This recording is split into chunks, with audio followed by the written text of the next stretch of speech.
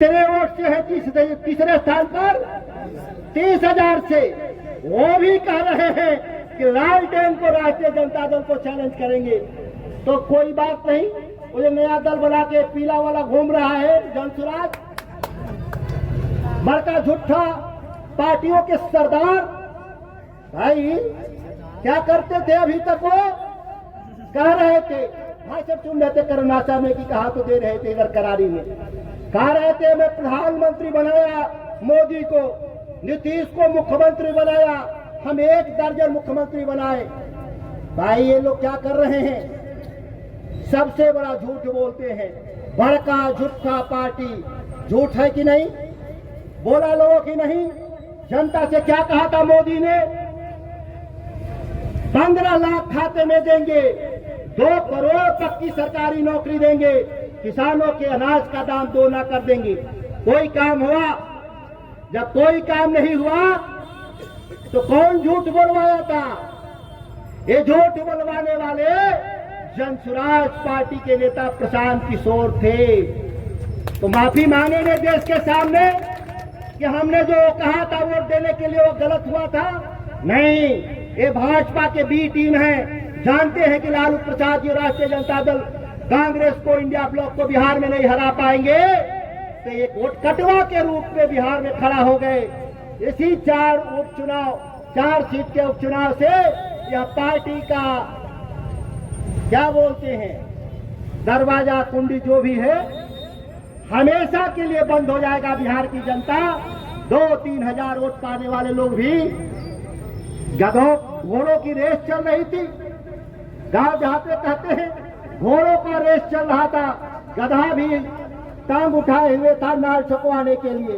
ये नाल ठोकवाने के लिए जनता नहीं है, ये जानती है कि रेस में कौन लोग हैं, और रेस में जो है वो आगे हैं, हमेशा आगे हैं। और सबसे बड़ा आरोप क्या था? दुर्गावती में हरा देंगे, यही हमारे विरोधियों का हमेशा नारा होता था। रामगढ़ में जीत के क्या करी लोग? दुर्गावती में हरा देंगे।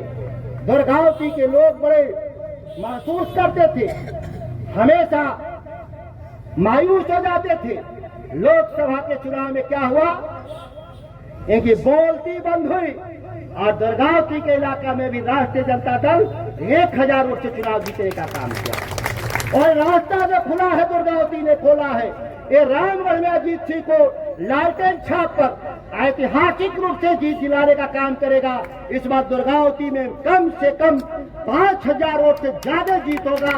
और रामगढ़ नुआर तो पहले ही से वोट देता रहा है, 20,000 वोट से हारेंगे लोग। और 2025 जो जनरल चुनाव है उसमें कोई पार्टी लड़ने नहीं रह जाएगी।